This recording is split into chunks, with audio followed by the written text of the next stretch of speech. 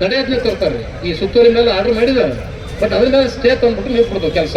Stay ತರಲಾದಂಗ ಒಂದು amendment ಮಾಡ್ಬೇಕು sir ಕಾನೂನು. ಇಲ್ಲ ಸುಗ್ರೀವಾಜ್ಞೆ ಹೊಡಿಸ್ರಿ. ಸರ್ಕಾರ ಮನಸ್ಸು ಮಾಡಿದ ದೊಡ್ಡ ಕೆಲಸ ಅಲ್ಲ, ಏನೆಲ್ಲದಕ್ಕೂ ಕಾನೂನು ಜಾರಿ ತರ್ತೀರಿ. ರೈತರ ವಿಷಯದ ಇಂಥ ಗಂಭೀರ ಯಾಕೆ ತರಬರ್ತಕ್ಕಂಥದ್ದು ನಮ್ದು ಒಂದು ಅಭಿಪ್ರಾಯ ಆಗ್ಯದ.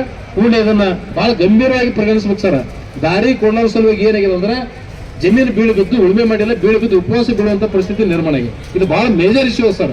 ಇವತ್ತಿಂದಲ್ಲ, ಮೂಲತಃ ಇದು ದಾರಿ ಸಮಸ್ಯೆ ಇದೆ. ಅದನ್ನ ಬಹಳ ಗಂಭೀರವಾಗಿ ಪರಿಗಣಿಸುವಂಥದ್ದು ಆಗ್ಬೇಕು. ಇದು ಸಂಬಂಧಪಟ್ಟಂತ ಕಂದಾಯ ಸಚಿವರಕ್ಕೆ ಮುಖ್ಯಮಂತ್ರಿಗಳ ಗಮನಕ್ಕೆ ತಂದು ಇದನ್ನ ಅಮೆಂಡ್ಮೆಂಟ್ ಮಾಡಿ ಇದನ್ನ ಒಂದು ಅಥವಾ ನಕ್ಷೆಯಲ್ಲಿ ದಾರಿ ಗುರುತು ಮಾಡುವಂಥದ್ದು ಅದು ಕೂಡ ಮಾಡಿದ್ರೆ ಅಡ್ಡಿ ಇಲ್ಲ. ಈ ಸರ್ವೆ ಇಲಾಖೆ ಆಯುಕ್ತರು ಜೆ ಮಂಜುನಾಥ್ ತಿಳ್ಕೊಂಡು ಕೆಲಸ ಮಾಡ್ಲಿಕ್ಕತ್ತಿದ್ರು. ಸುಮಾರು ಬಾರಿ ಒತ್ತಡ ಮಾಡಿದ್ದೆವು. ಅವರು ದಿಢೀರ್ನ ಸರ್ಕಾರ ಬೇರೆ ಇಲಾಖೆಗೆ ಕಂದಾಯ ಕಲ್ಚರ್ ಡಿಪಾರ್ಟ್ಮೆಂಟ್ಗೆ ಅದನ್ನ ಅವರು ವರ್ಗಾವಣೆ ಮಾಡಿದ್ರೆ ಪೆಂಡಿಂಗ್ ಉಳಿದಿಲ್ಲ. ಹಳ್ಳಿ ತಿರುಗಾಟ ಮಾಡಿ ಸರ್ಕಾರದ ಆದೇಶ ಪ್ರಕಾರ ಜಿಲ್ಲಾಧಿಕಾರಿಗಳು ಸುತ್ತ ಇದು ನೋಡಿಸ್ತಾರೆ ಪತ್ರಿಕೆ ಒಳಗೆ, ವಿಮಾ ಕಂತು ನೀವು ತುಂಬ್ರಿ ಅಂತೇಳಿ. ತುಂಬು ಟೈಮ್ನಾಗ ರೈತರಿಗೆ ಮನವರಿಕೆ ಮಾಡಿ ಒತ್ತಡ ಮಾಡಿಸ್ತಾರೆ. ತಹಸೀಲ್ದಾರರು ಕಲಾಟಿಗಳ ಮುಖಾಂತರ ಕಂತು ತುಂಬುತ್ತಾರೆ. ಬೆಳೆ ಹಾನಿಯಾದಲ್ಲಿ ವಿಮಾ ಕಂಪನಿಯವರು ದುಡ್ಡನ್ನೇ ಕೊಡಂಗಿಲ್ಲ. ಅದ ಜಿಲ್ಲಾಧಿಕಾರಿ ಕೇಳಕ್ ಹೋದ್ರೆ ವಿಮಾ ಕಂಪನಿ ತುಂಬಿರಿ ಕೊಡ್ತಾರೆ, ಅವ್ರನ್ನೇ ಕೇಳಿರ್ತಾರೆ. ಮತ್ತು ತುಂಬು ಟೈಮ್ನಾಗ ಜಿಲ್ಲಾಡಳಿತ ಒತ್ತಡ ಮಾಡ್ತಾರೆ. ಪರಿಹಾರ ಕೊಡೋದಾಗ ಯಾಕೆ ಜಿಲ್ಲಾಡಳಿತ ಮಧ್ಯ ಪ್ರವೇಶ ಮಾಡಂಗಿಲ್ಲ? ತುಂಬಿಕೊಂಡ ಪ್ರಕಾರ ಹಾನಿಯಲ್ಲಿ ಕಡ್ಡಾಯ ಕೊಡಬೇಕು. ಒಂದ್ ರೀತಿ ಏನಾಗ್ಯದ ವಿಮಾ ಕಂಪನಿಯವರು ಮಟಕಾದಂಗೆ.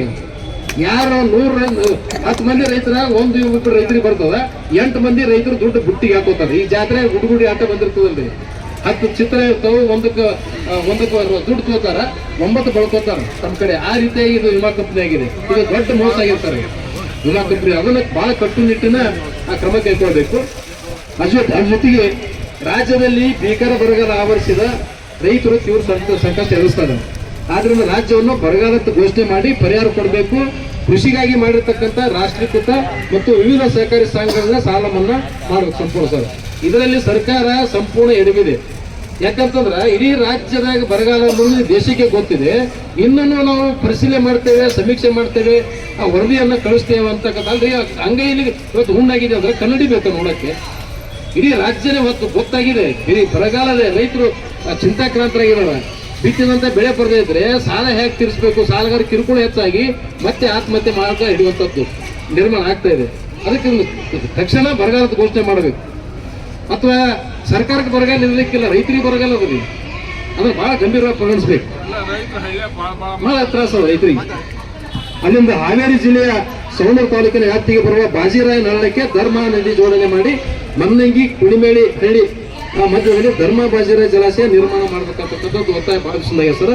ಅಲ್ಲಿನೂ ಕೂಡ ನೀರಿನ ಬಹಳ ಸಮಸ್ಯೆ ಇದೆ. 11ರಿಂದ ಹೋರಾಟ ಮಾಡ್ತಾ ಇದ್ದಾರೆ.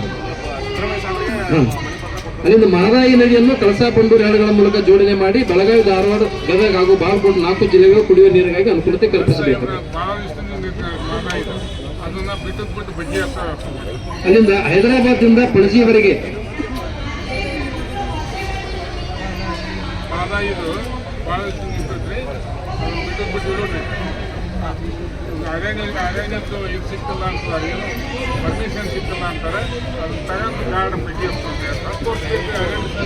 ಅಲ್ಲಿಂದ ಹೈದರಾಬಾದ್ನಿಂದ ಪಣಜಿಯವರೆಗೆ ನಿರ್ಮಾಣವಾಗುತ್ತಿರುವ ರಾಷ್ಟ್ರೀಯ ಹೆದ್ದಾರಿ ಬೆಳಗಾವಿ ಜಿಲ್ಲೆಯಲ್ಲಿ ಹಲವಾರು ಗ್ರಾಮಗಳ ಮುಖಾಂತರ ಹಾದು ಹೋಗುತ್ತಿದ್ದು ಅಲ್ಲಿನ ರೈತರ ಕೃಷಿ ಭೂಮಿಯನ್ನು ಕಡಿಮೆ ಬೆಲೆಗೆ ಖರೀದಿ ಮಾಡಿದ್ದು ಯೋಗ್ಯ ಪರಿಹಾರ ಸಿಗದೇ ಇರುವುದರಿಂದ ಜೊತೆಗೆ ರೈತರ ಹೊಲಗದ್ದೆಗಳಿಗೆ ತೆರಳಲು ಅಂಡರ್ ಪಾಸ್ ಮತ್ತು ಫ್ಲೈಓವರ್ ಹಾಗೂ ಸರ್ವಿಸ್ ವ್ಯವಸ್ಥೆ ನಿರ್ಮಾಣ ಮಾಡದೇ ಇರುವುದರಿಂದ ರೈತರಿಗೆ ಸಾಕಷ್ಟು ತೊಂದರೆ ಆಗ್ತಾ ಇದೆ.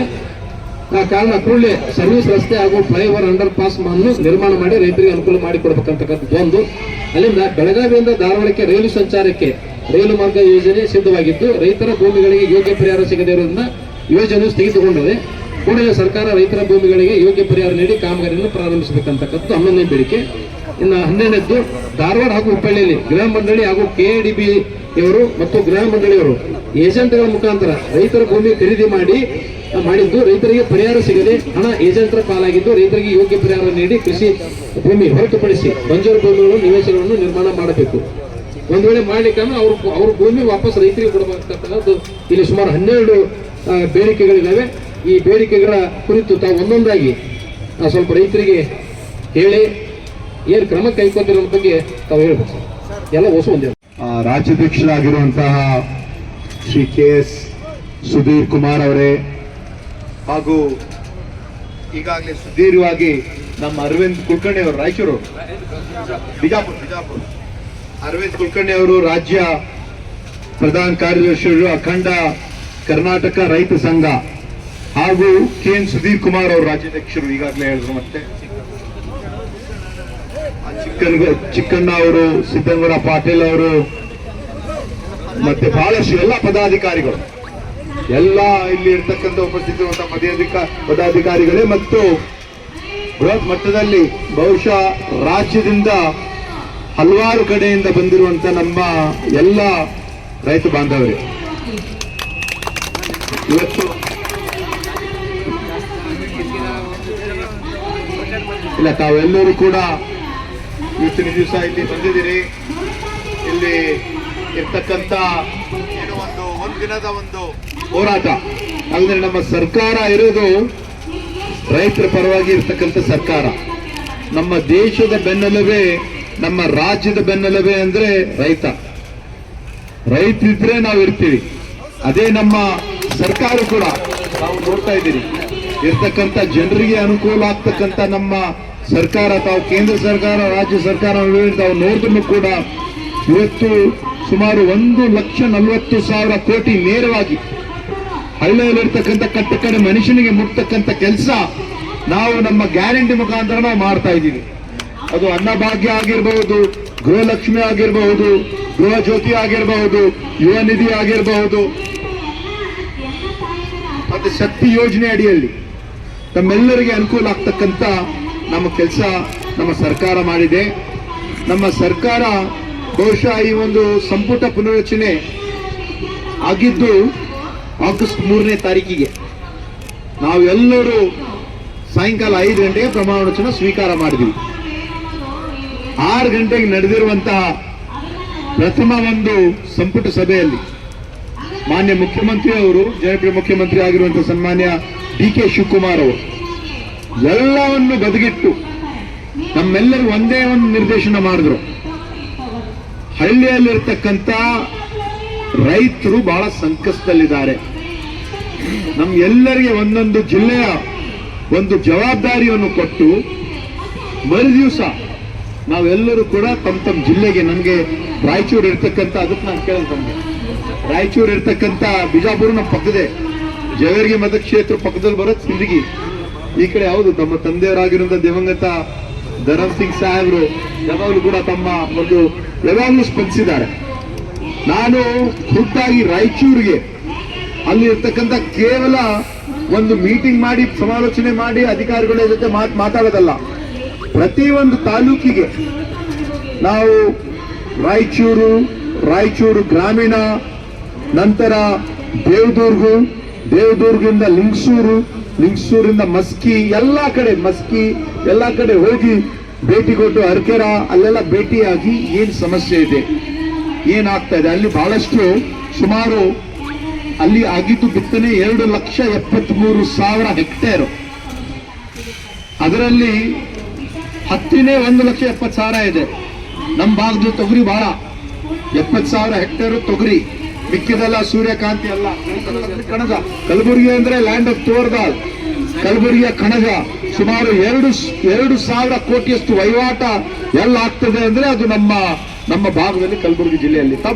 ಇಲ್ಲಿ ಇರ್ತಕ್ಕಂಥ ಸಮಸ್ಯೆಗಳು ತಾವು ಹಲವಾರು ಸಮಸ್ಯೆಗಳನ್ನು ತಾವು ನಮಗೆ ಹೇಳಿದಿರಿ. ಈಗ ಇರ್ತಕ್ಕಂಥ ಏನು ಬರಗಾಲ ಘೋಷಣೆ ಮಾಡ್ಬೇಕಂತ ಏನು ಹೇಳಿದಿರಿ, ಮಾನ್ಯ ಮುಖ್ಯಮಂತ್ರಿ ಅವರು ಸುದೀರ್ಘವಾಗಿ ಸಮಾಲೋಚನೆಯನ್ನು ಮಾಡಿ ಯಾರಿಗೂ ಅನ್ಯಾಯ ಆಗಬಾರ್ದು, ಯಾವ ಒಂದು ರೀತಿಯಿಂದ ಮಾಡ್ಬೇಕಂತ ಮಿಡ್ ಟರ್ಮ್ ಅಡ್ವರ್ಸಿಟಿನೂ ಏನಿದೆ ಅದನ್ನು ಕೂಡ ಘೋಷಣೆ ಮಾಡಬೇಕು ಅಂತ ಮಾಡ್ತಾ ಇದ್ದೀವಿ. ಸರ್ಕಾರ ತಮ್ಮ ಪರವಾಗಿದೆ, ಬಹುಶಃ ಯಾವಾಗ್ಲೂ ಕೂಡ ಅದಾಗಬಹುದು, ಅದೇನು ಬಹಳ ದೂರ ಇಲ್ಲ. ತಾವೆಲ್ಲ ಮಾಡ್ತಕ್ಕಂಥ ವಿಷಯಗಳನ್ನು ನಾನು ಮಾನ್ಯ ಮಂತ್ರಿಗಳಿಗೆ, ಮಾನ್ಯ ಮುಖ್ಯಮಂತ್ರಿಗಳು ಸನ್ಮಾನ್ಯ DK ಶಿವಕುಮಾರ್ ಅವ್ರಿಗೂ ಕೂಡ ಗಮನದಲ್ಲಿ ನಾನು ತಗೊಂಡು ಬರ್ತೀನಿ.